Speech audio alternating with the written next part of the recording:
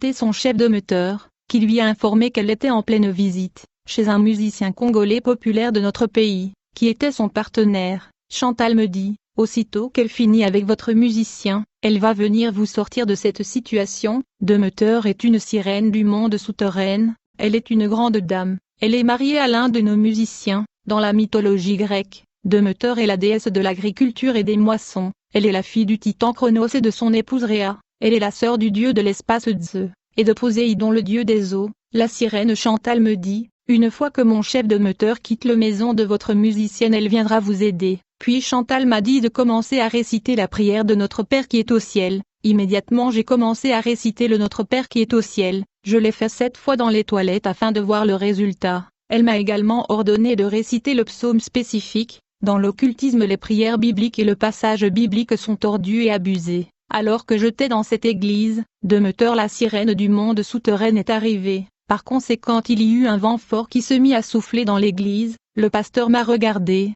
puis elle a levé les yeux en l'air. En fait, la sirène Demeter était suspendue dans l'espace. Le pasteur me demanda à propos de ce qui était dans l'espace.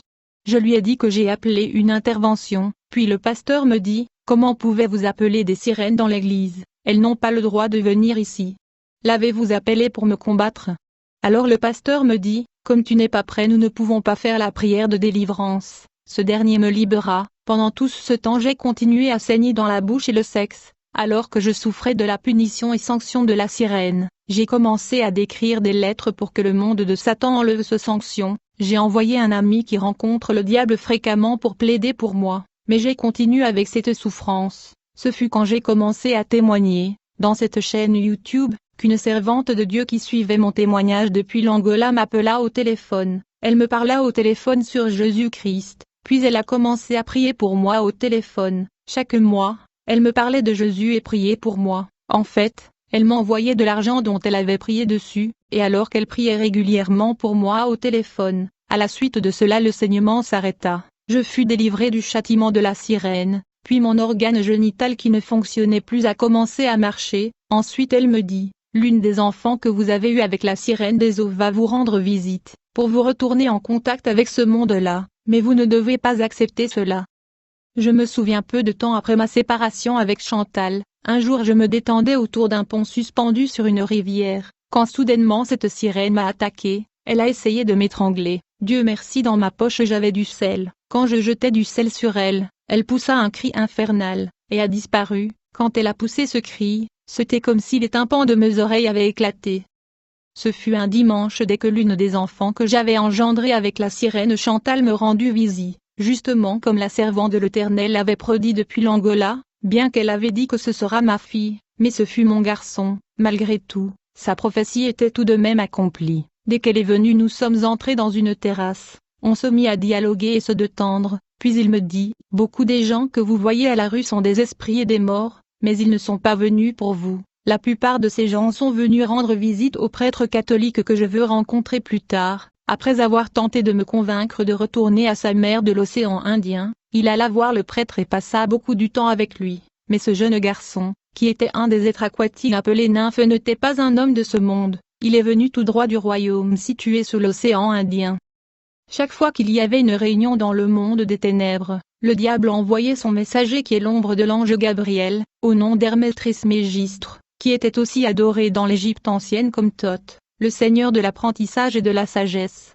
Reconnu dans le grec ancien comme l'émissaire et le messager des dieux, il est toujours envoyé sur terre pour communiquer le programme de Lucifer aux satanistes qui sont appelés le roi de la terre. Dans le passé le pasteur Mutombo fut attaqué par Satan, qui envoya Hermès Trismégistre contre lui, mais il ne pouvait rien contre l'homme de Dieu. Dans le royaume de Lucifer il y a un faux Jésus, il est l'usurpateur de Jésus-Christ, il est un puissant ange déchu au nom de Jupiter ou Zeus, il est celui qui est représenté comme l'enfant Jésus-Christ porté par Notre-Dame la Sainte Vierge Marie, il est le Dieu de la guerre, partout il passe le sang coule. En 1994, il apparut avec sa mère la Sainte Vierge Immaculée au Rwanda, comme conséquence il y eut aspersion du sang dans le génocide.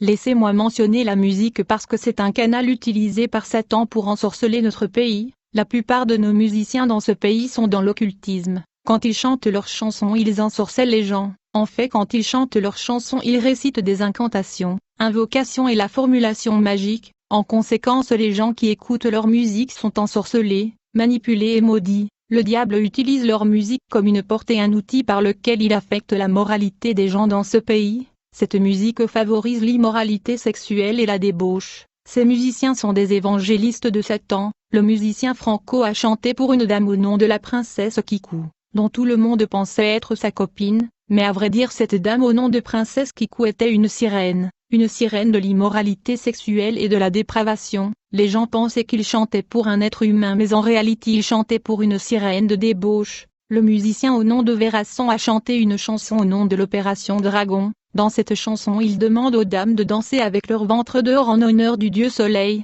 Un ancien musicien qui est maintenant né de nouveau a chanté une sirène qui est la femme de Satan au nom de la reine Maya qui est la femme et la déesse de Lucifer.